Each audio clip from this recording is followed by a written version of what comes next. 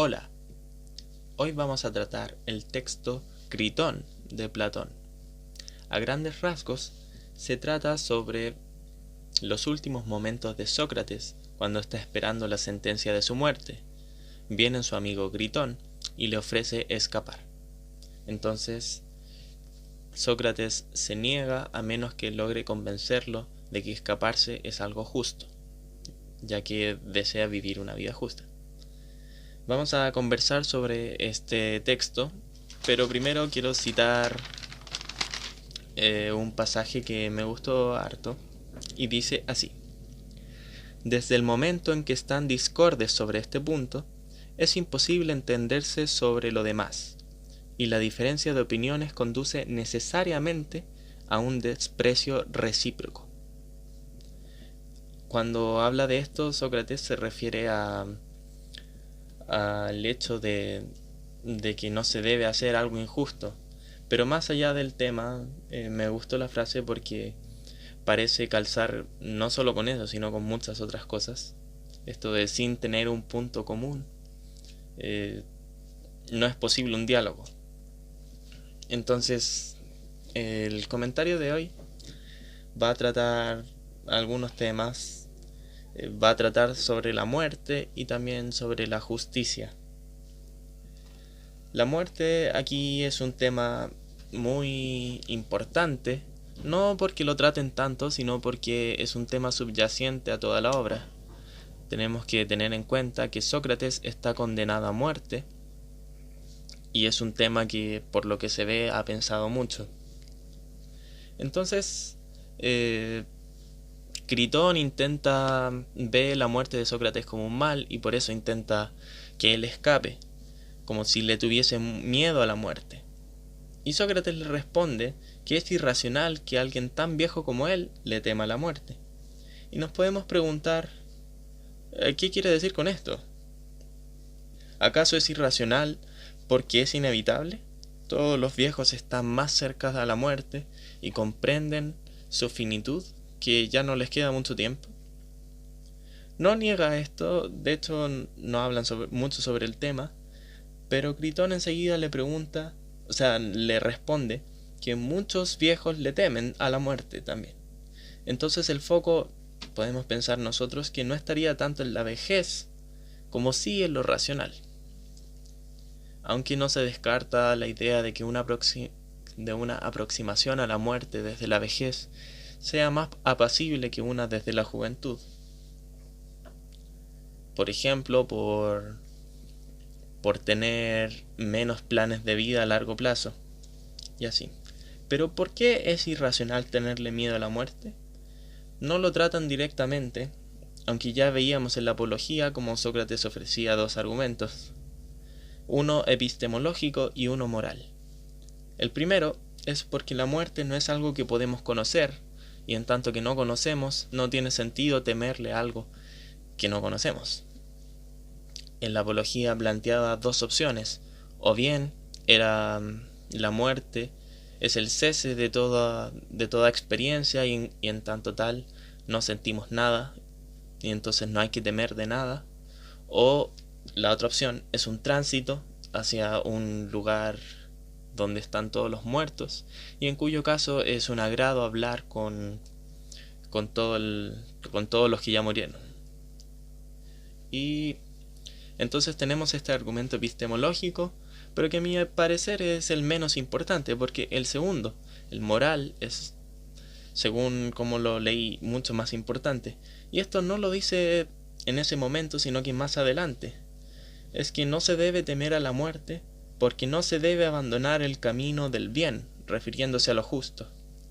Más tarde Sócrates dirá: ¿no es un principio sentado que el hombre no debe buscar tanto el vivir como el vivir bien? Lo importante es vivir bien. Y lo malo es que temerle a la muerte puede ocasionar situaciones en las que por proteger la vida se consigue una vida no buena. Y ya veíamos también como en la Apología Sócrates decía que era mucho mejor tener una muerte digna que una vida indigna. Entonces se sigue manteniendo esta tesis. Y podemos ver entonces en síntesis de este tema como la muerte es irracional temerle, por un lado racional y epistemológico, pero también por uno moral. Lo más importante es vivir bien, y frente a eso no se debe sacrificar este vivir bien por el miedo a la muerte. Luego quería hablarles sobre la justicia. ¿Deberíamos seguir la justicia? ¿Deberíamos ser justos? Sócrates acá nos dice que debemos ser siempre justos, incluso si el resto es injusto con nosotros, no debemos tratar injustamente al resto. ¿Pero por qué? Ofrece dos argumentos a lo largo del texto, un argumento trascendente y un argumento inmanente, así es como los nombré yo. El primero se trata sobre la vida que hay después de esta vida. Entonces, cuando la idea es que nosotros morimos y después de esto somos juzgados en torno a nuestras acciones, y entonces si hicimos acciones justas, tenemos una recompensa o no tenemos un castigo. Esto podemos verlo en muchas religiones. Pero siempre existe el problema de ¿qué pasa si yo no soy creyente? ¿Qué pasa si creo que no hay nada después de la muerte? Y entonces también ofrece un argumento inmanente, ya casi hacia el final del texto.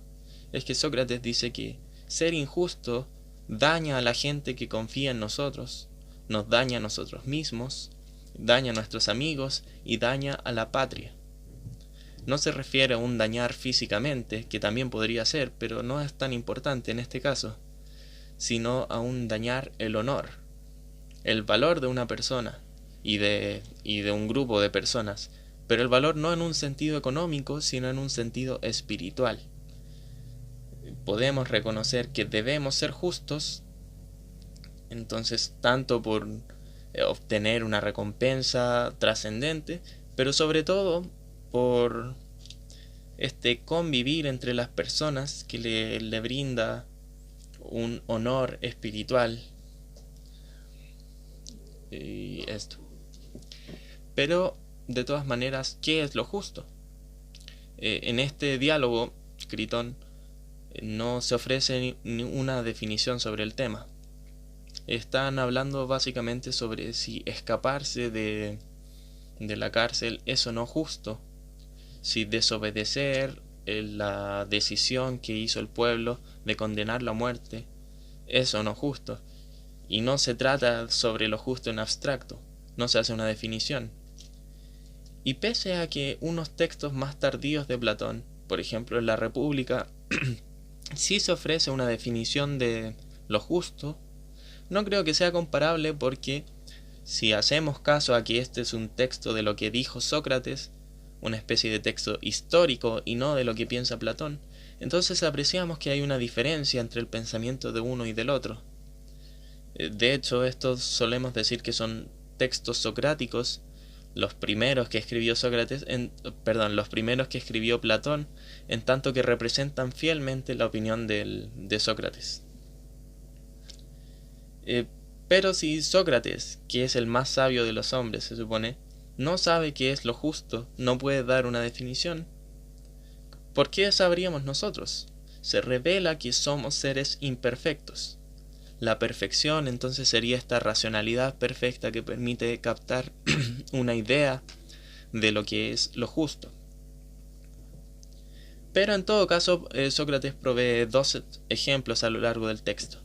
Nos dice que es justo obedecer a quien se le dio un consentimiento previo, y también nos dice que es justo obedecer a las leyes. Y entonces podemos trazar un argumento político entre estas dos proposiciones. Es que las leyes son válidas en tanto consentimos en ellas. ¿Significa que acá Sócrates está haciendo una especie de contractualismo? Por un lado, Patricio de Azcárate, que es el traductor del texto en el que estoy leyendo, nos habla en su introducción de un compromiso tácito entre el ciudadano y las leyes. Y entonces podría parecer sugerente que nos está hablando acá de un contrato social, como los contractualistas modernos, en particularmente a Locke. Pero no es necesariamente así, porque Sócrates no habla de un estado de naturaleza, no habla de un estado previo a las leyes en el que podemos habitar con distinta naturaleza y que luego se forma una sociedad que es voluntaria. Entonces, en ese sentido no, pero sí reconoce que las leyes son válidas, en tanto sí consentimos en ellas. Y también reconoce que el Estado castiga justamente. Nos dice, cito textualmente, ¿qué Estado puede subsistir si los fallos dados no tienen ninguna fuerza y son eludidos por los particulares? Entonces, la existencia de un Estado depende de que los ciudadanos obedezcan lo que el Estado dictamine. Y lo que el Estado dictamine, entonces, al mismo tiempo depende de ese consentimiento, de un compromiso entre los ciudadanos por obedecer. Y podemos arguir con alguna sospecha que Sócrates está pensando que es mejor vivir en un estado que no vivir en otro. ¿Por qué? Quizás porque vivir en un estado permite el desarrollo de nosotros, nos permite ser virtuosos en tanto que al relacionarnos con otras personas nos relacionamos de manera racional, perdón. Pero ¿y si la justicia no existiera? Si la justicia no existe, entonces cada quien hace lo que desee. En este punto quizás conviene hablar de que si la justicia es como un bien, puede ser un bien subjetivo o un bien objetivo. Si es un bien subjetivo, eso es claro y es obvio, porque es simplemente una verdad analítica. El bien es lo deseable y todas las personas desean hacer lo deseable. De esta manera constituye una verdad que todos tengamos un bien subjetivo, todos obramos haciendo el bien. El problema es que eso no nos dice nada sobre qué es ese bien. Es subjetivo y no podemos decir que hay un bien común para todos. Otra opción es un bien objetivo, donde sí podemos preguntarnos si existe algo común a todas las personas que sea objetiva, a eso me refiero.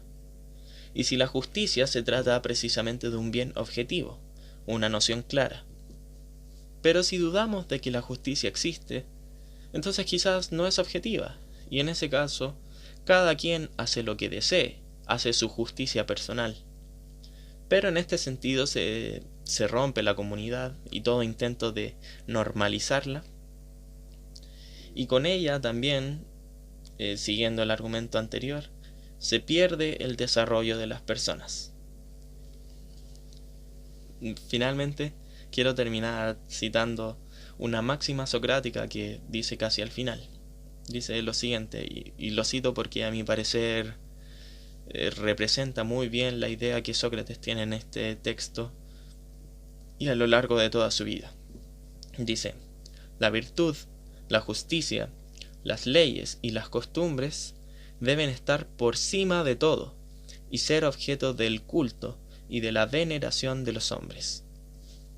Vemos acá, de manera clara, como para Sócrates la vida en comunidad es muy importante, incluso tanto así que puede dar su vida en pos de ese desarrollo que es posibilitado por la existencia de la comunidad. Primero existe esa comunidad y me desarrollo sobre ella. Pero si no existe, no tiene sentido algún desarrollo. La vida digna solamente se consigue así, estando en comunidad. Muchas gracias por escuchar. Espero que les haya parecido interesante.